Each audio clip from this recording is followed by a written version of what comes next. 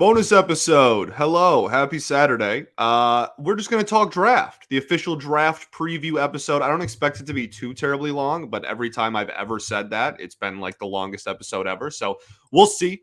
But aiming for a short little episode just to get you prepared for the draft. I know we had Trevor Huth on earlier this week, but I kind of just wanted to air my opinions. I haven't had a chance to do that on what to expect Sunday, what I want Sunday, what I think is going to happen Sunday, all that good stuff. So let's talk about it all today on a bonus edition of Locked On Tigers. You are Locked On Tigers, your daily Detroit Tigers podcast. Part of the Locked On Podcast Network, your team every day.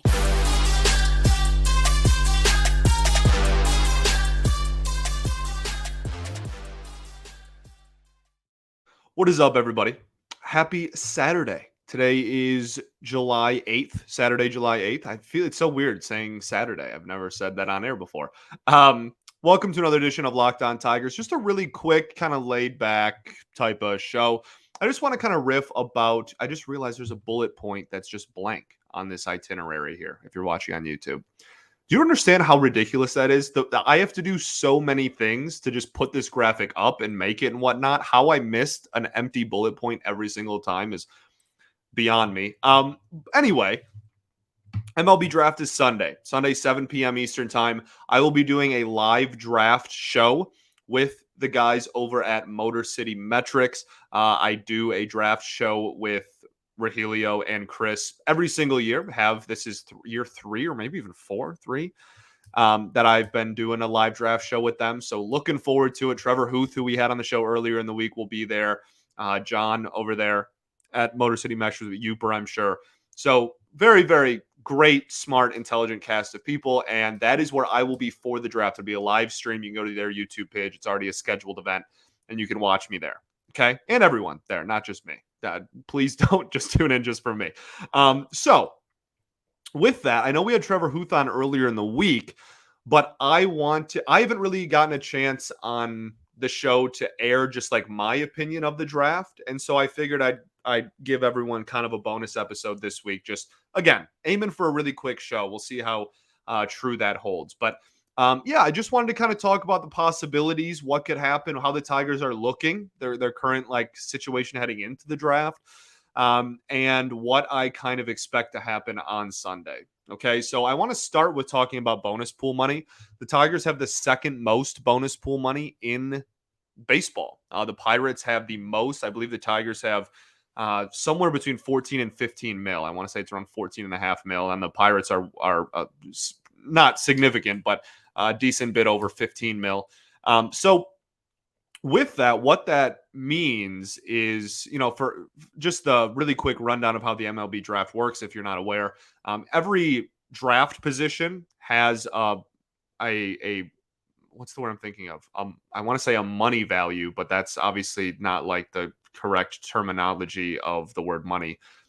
Anyway, it has a monetary, thank you, value, right, for each selection. So the number 1 overall pick is obviously worth the most, and then you go down the line, and that's kind of like the starting point for how much money it's going to cost to get that player to sign. And so the more money you have, the better. That tends to be true in the sports world. And so when we are prepping for the draft, it's nice to know that we have a lot of flexibility. Now, 14.6 or 5 or whatever it is seems like a lot. And again, it's the second most in baseball, but you got to realize like there's a real reality in where like over a third of that goes away after one pick, right? Like number 3 overall is a pretty hefty price.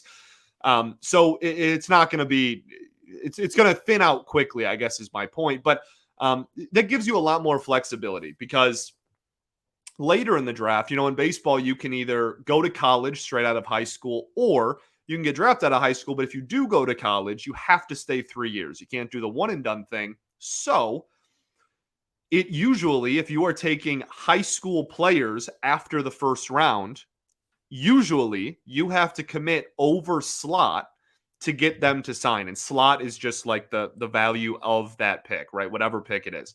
So the slot value of like Brock Porter with the Texas Rangers. It happened, right? He went over slot, not actually as much as people thought, but he went over slot in like the 4th round to the Rangers because they had saved money earlier in the draft going under slot. And so they were able, Brock Porter was the number 1 high school pitcher in the draft last season, actually pitched at Orchard Lake St. Mary's High School up in Michigan. And they were able to get him late for that reason. And if you want to stay in-house examples really quickly, right, like the Jackson Jobe draft, I'm not going to compare Jackson Jobe to Marcelo Meyer or say if it was worth it or whatever. That was 2 years ago now. Let's talk about this Sunday. But one of the reasons why they took Jobe was because they went way under slot at number 3 overall by taking Jobe because he was a high school pitcher.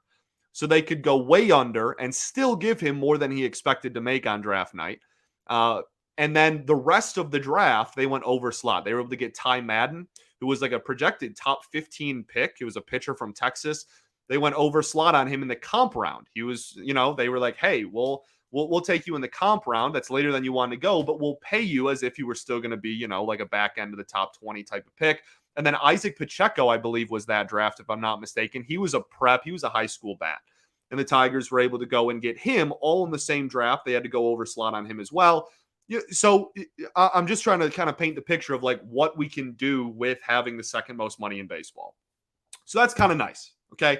It's a nice feeling to know that if we even go a hair under slot at number 3 or even at slot at 3, we should still be able to have some fun and get some talented players and not just draft all college seniors the rest of the draft because we have to go under slot the rest of the time. And college seniors, the later you get in the draft, they don't really have any leverage. They're not going to they can't go back to school or whatnot. So those guys in the later rounds usually go for under slot, right? So I think there's still some flexibility to get some good talent this year outside of the first round, given the bonus pool money. Now, that kind of transitions over into draft strategy, which is I'm very interested in what draft strategy this team is going to employ in the new regime. We can talk about I know his name is almost like illegal to say on here, but like, well, let's talk about the Avila regime really quickly. They were obsessed with college, not even college, like specifically SEC pitchers. Okay, you can just go down the line, not even in the first round. Look at all 20 rounds for like Avila's entire tenure. Obsessed with college, like with college arms, but like he also loved the SEC. He had a lot of connections to LSU, et cetera, et cetera. And so you saw that a lot. And when it came to bats, you also mostly saw college bats. And I think at the end, and Jobe is the one exception that kind of surprised everybody. But the even up until the very end, like he wanted college bats because he thought that they would get to the show as quickly as possible, right? They would go through the system and have the quickest chance to be in the majors as soon as possible. And that's like Jace Young, right? His last draft. So I'm very interested in seeing the number 1 pick is going to be, I shouldn't say that. I think it's going to be one of 3 people. I think there's a pretty clear top 3 in this draft, but there's still 20 more picks after that. And I'm just as interested in all 20 of those picks and what profile they take, right? We're not going to know who the guy from some D3 school in the 18th round that's drafted is, or what, he really like. We're just going to see his box score. Maybe even not that. We took a couple of guys last year that didn't even have their stats available publicly. They were from such small colleges. So like, you're not going to have an in-depth profile on everyone that's taken, but you will have a profile in the sense of a type, really. So I'm interested in seeing what this regime's type is. What are we going to expect? Are they going to use all that money that they have and go for a lot of prep players? I would love that. I would love if this team took the approach of, look, we're going to get our college bat at the top, so then we can take kind of the rest of the draft, take some big swings, no pun intended, for like some home run swings on some prep players later and try to develop some young talent and not just be full of guys who, like, if they don't do well in the first 2 years, then like they're going to be 25 in the minor leagues. You know what I mean? So I would like that, but it's going to take some maneuvering, right? You're going to have to try to save as much money as you can at the top, but also you have a lot of money, but also I really want prep players later because ceilings, right? Prep bats especially have higher ceilings. So that's kind of what I'm looking for. I would love for them to add a lot of prep bats, as many as they can afford after the first round, but we'll see what happens. So that's kind of my mindset there. Let's talk about the clear top 3 players in this draft. We'll do that really, really quickly after I tell y'all about our friends over at eBay Motors.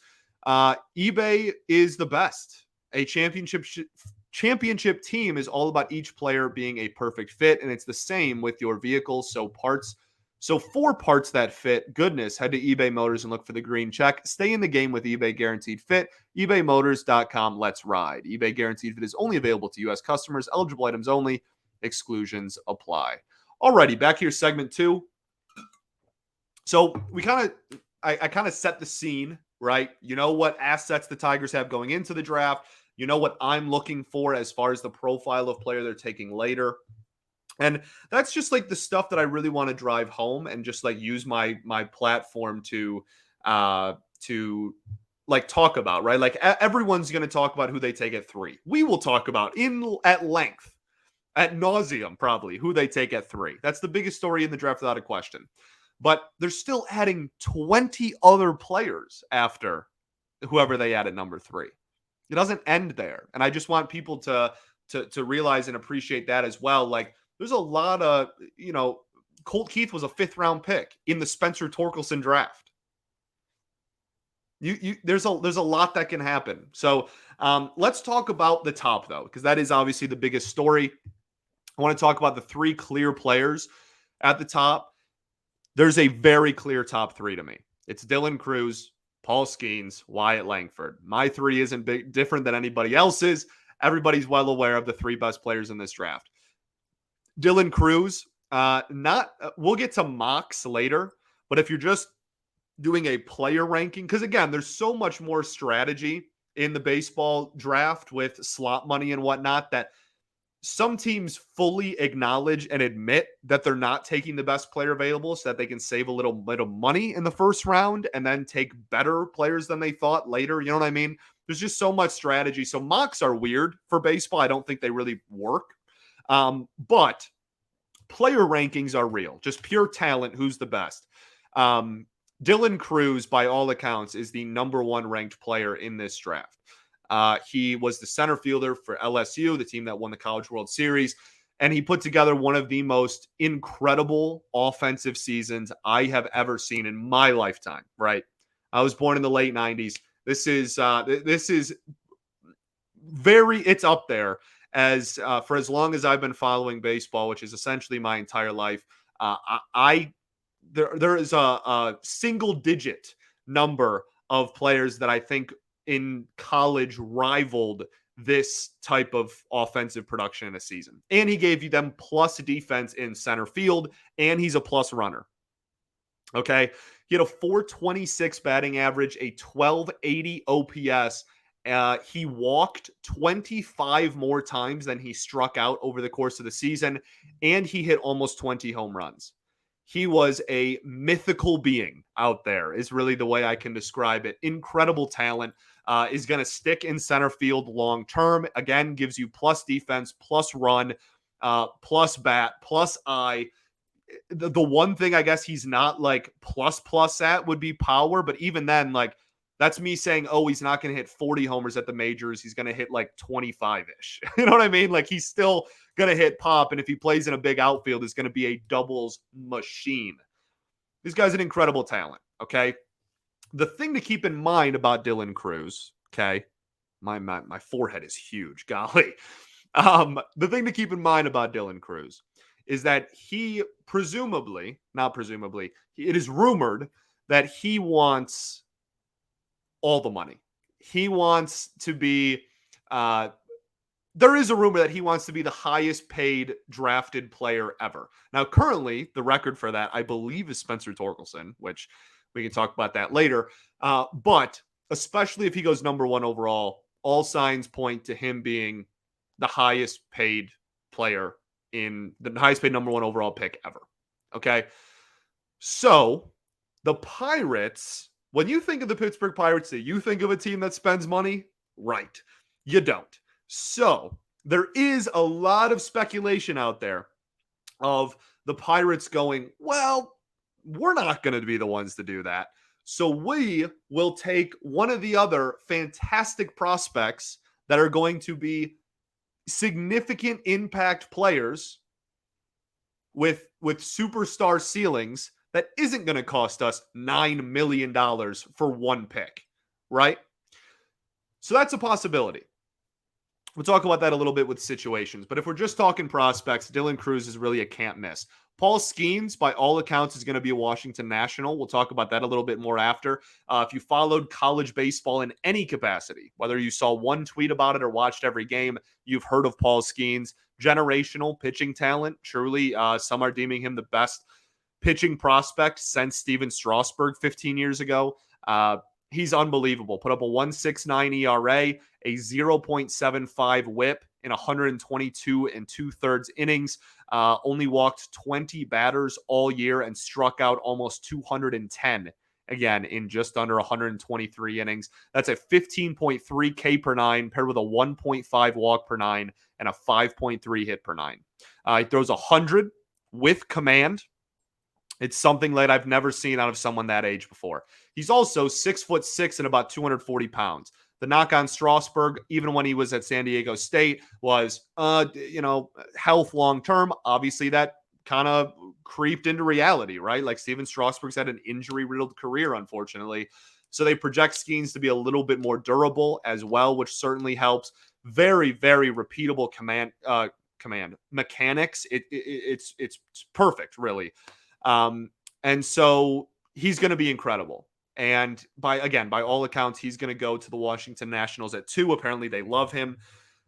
At 3, you have the Detroit Tigers. Most people are thinking Wyatt Langford, and Wyatt Langford is, again, clear top 3 talent in this draft. Played for Florida, who lost the College World Series to LSU. Had a 373 average, a 498 OBP, and a 784 slug. So if you're comparing, a lot of people ask the difference between Wyatt Langford and Dylan Crews. Dylan Crews, I think, is when I think of Dylan Crews, I think of kind of like trying to think of a player comp. I don't even really like player comps, but like Corbin Carroll a little bit. Like he's just going to be able to do everything at a plus level. He's going to run. He's going to give you plus defense. And like Crews is even going to probably play center. He's going to be able to hit really well. He's going to hit for power, et cetera, et cetera. Wyatt Langford gives you a little bit more of a power bat profile. He's a little bit bigger, but he's also a pure athlete. This dude is so athletic. He runs the outfield really, really well. He played center field for Florida. Now, there is some people that think long-term he probably finds himself in the corner outfield, especially if he keeps getting bigger and growing into that power profile frame. But like, don't get it twisted. This dude is an athlete, and he rakes. He absolutely mashes. So I think, well, there you go. Riley Green is going to play on Saturday. He's going to be a designated hitter. Corresponding move hasn't been announced yet. So if you're looking for more of a power bat, you go Langford, but they are really similar in a lot of regards. Langford, more walks than strikeouts as well. 12 more walks than strikeouts on the season. 21 homers and 28 doubles for Wyatt Langford. So again, a little bit more of a power profile there, whereas Crews had 16 doubles and 18 home runs. So can't really go wrong with either of them. If either of these dudes are Detroit Tigers after Sunday night, I am going to be absolutely thrilled. Okay. That's where I stand. And that kind of transitions us pretty easily into the scenarios conversation.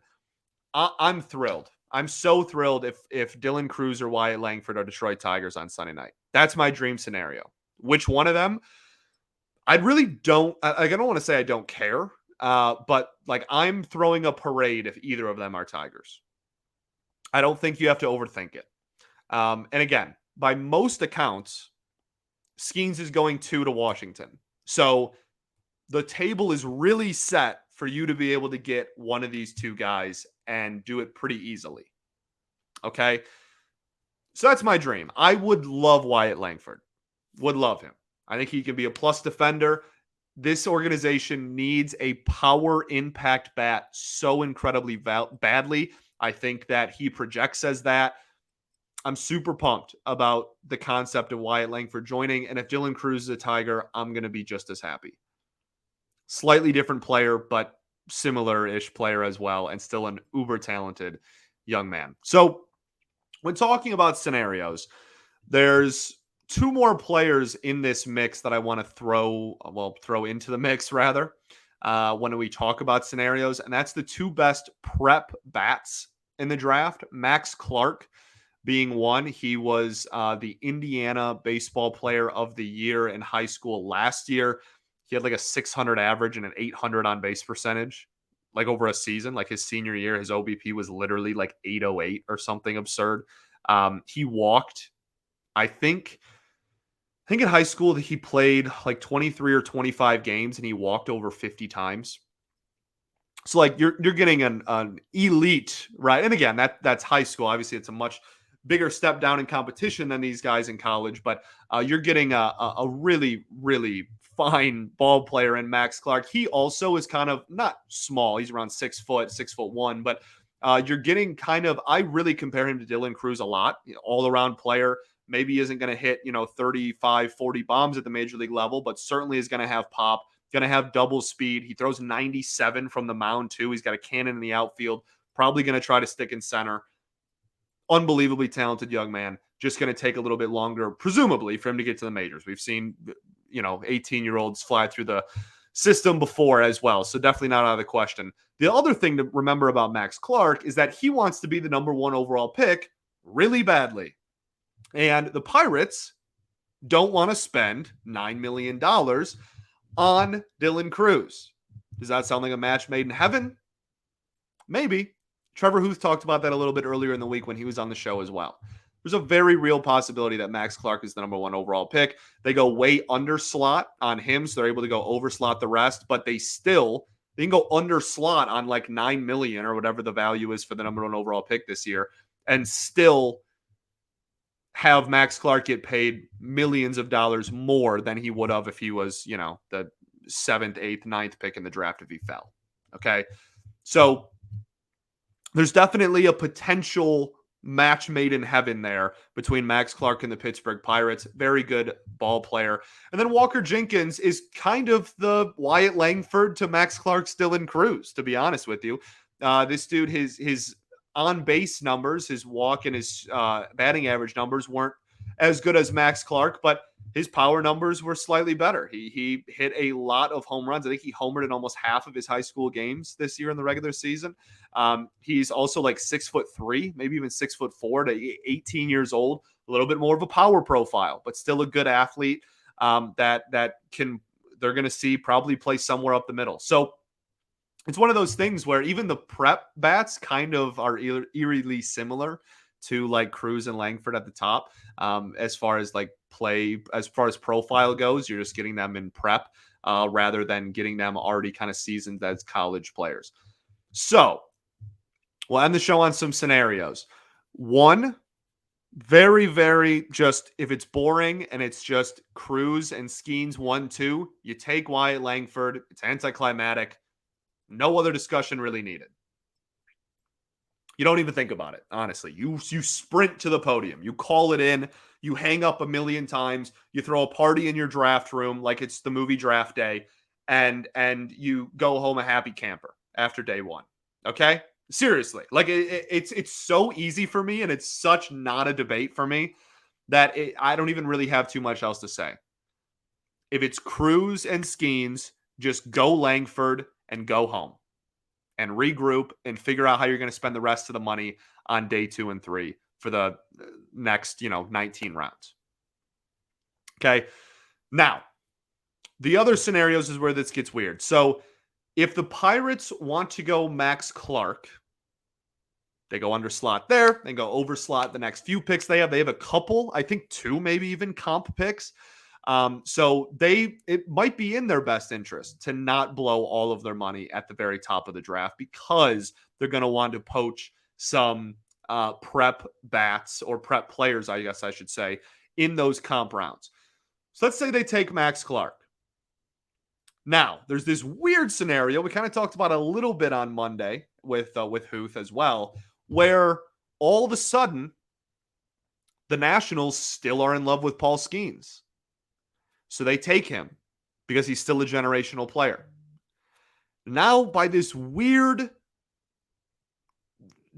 twisted fate, you now at 3 overall have Wyatt Langford and Dylan Crews on the board. And it's not that far-fetched. Like, I'm not pitching you some crazy theory that could never happen in a million years. It's relatively possible. If that happens, as long as you take one of them, I'm okay. I know that's not the hot take, flashy, oh, you have to take this dude or I'm going to riot answer, but both of these players would be number 1 picks in most other drafts. All 3 of these dudes would be the number 1 pick in most other drafts, but they're all 3 happen to be in the same draft class. So you're talking about elite talent with elite ceilings. As long as you take one of the 2 bats, I'm a happy camper. If I had to choose between the 2 of them, honestly, I might default to the slot money situation. I want to get more talent out of this draft than just whoever we take at number 3. And I understand that that's a risk in passing on a guy in Dylan Crews who could end up being a phenomenal, perennial all-star caliber center fielder. I completely understand that. And if Dylan Crews is a Tiger on Sunday, we're going to pop bottles on the show on Monday, okay? I'm not advocating to not take Dylan Crews. But if you want to get more talent and not just take college seniors the rest of the draft, you might take Langford, take him at closer to slot instead of Crews, who, again, wants a ton of money at 3.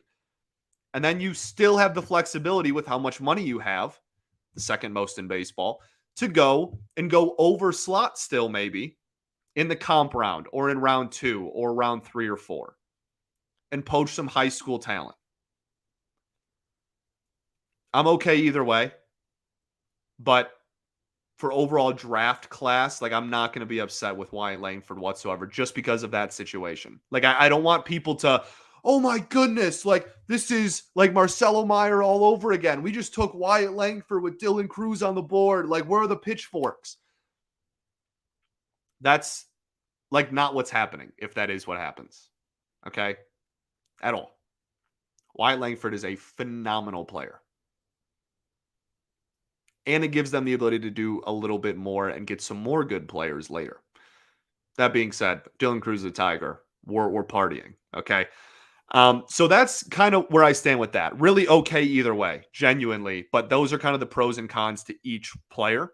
Now, apparently it's impossible for me to get in front of a camera and a microphone and talk for less than 30 minutes, apparently. I was expecting this to be literally 10 to 15 minutes, and here I am. So let's talk about what happens.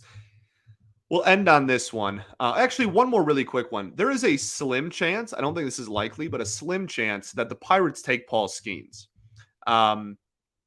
In that case, you just take whatever bat Washington doesn't take. I don't think it's too complicated. If they take Crews then, because Skenes still gets them under slot, but it's not as big of a risk as taking a prep bat number 1 overall. You know what I mean? So I think there's a slim chance that happens, but I think it's going to be Crews or Clark. Let's talk about what happens if worst case scenario happens. Then what do the Tigers do? And that, to everybody, is if Crews and Langford go 1 and 2. Then I'm crying. And that's not to say that if they take Paul Skenes that I'm going to be upset. I'm not going to be upset at a generational talent, even if it is a pitcher, being injected into this organization. I'm not. That being said, I am so focused and honestly hell-bent on getting a bat that I am going to be slightly disappointed if it's any pitcher, no matter how high the ceiling is. Now, again, I'll get over it quickly. Paul Skenes is fantastic. He's, again, I cannot say enough good things about that. And if he is a Tiger, I'm you know what? We got a borderline generational talent, if not generational talent. But we need a bat. This organization needs a bat. You don't draft for needs as far as positional needs. You do draft, do you need any bat anywhere in the organization?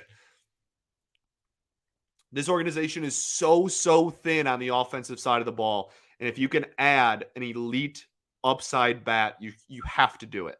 So then the debate becomes, do you take Skenes or do you take somebody else? You can take one of the prep players that we talked about, Max Clark or Walker Jenkins, or this is where it gets really weird. Then you can take another college bat. And it seems to be that if it was going to be anyone, it will be Kyle Teal, the catcher from Virginia. Kyle Teal is getting just absolutely dragged through the mud throughout this fan base because of this rumor. Full disclosure, I don't think we have to worry about it too much. Knock on wood. Goodness gracious. I think one of Crews or Langford will be there at 3. But by all accounts, it does sound like the backup plan, if those two were to go 1-2, looks like it is Kyle Teal. He's a plus hitter. He's a plus defender. He's a catcher. He's going to be a solid Major League Baseball player. He really is.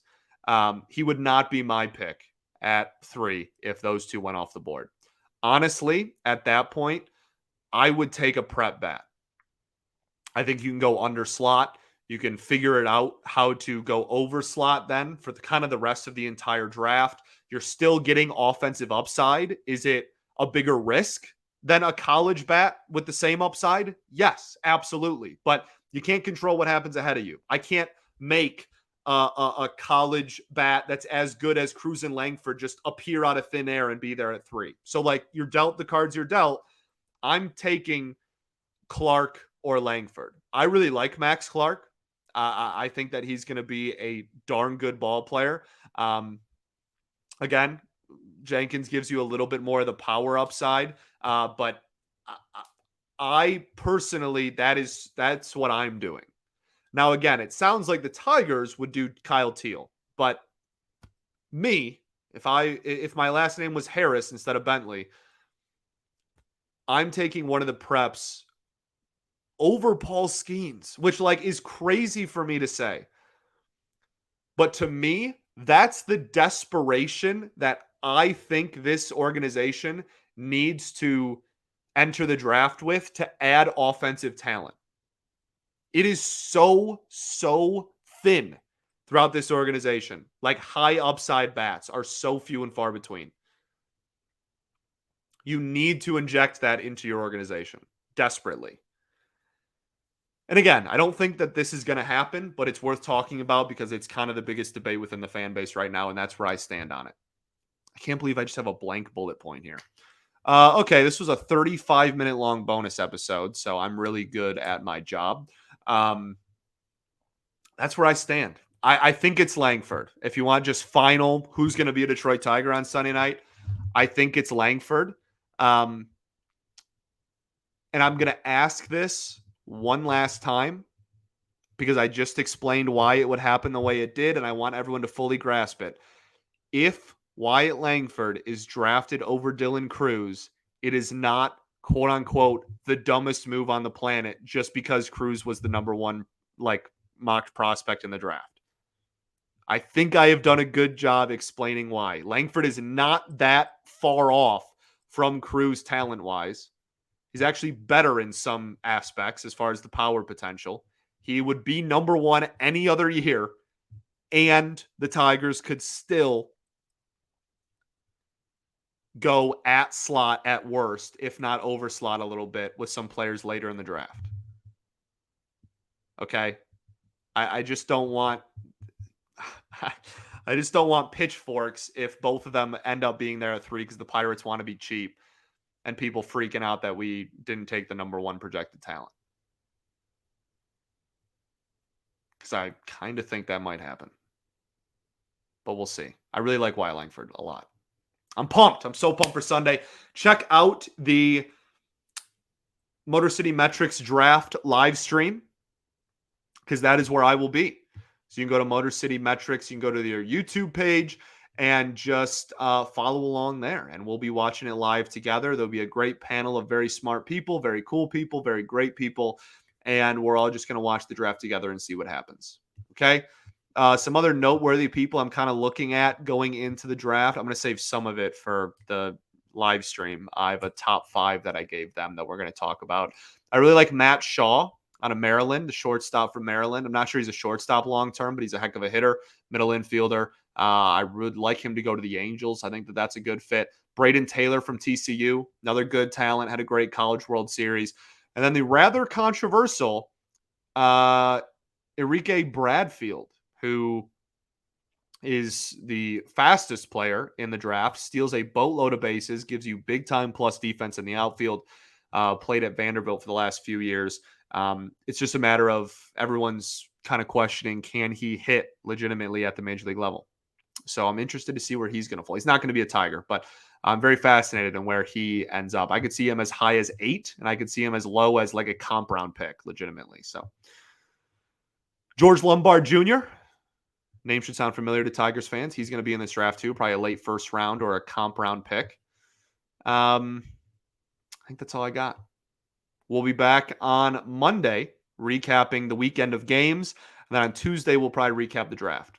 Cool? Peace and love. Going to therapy's dope. And I will catch y'all then. Go Tigers, baby.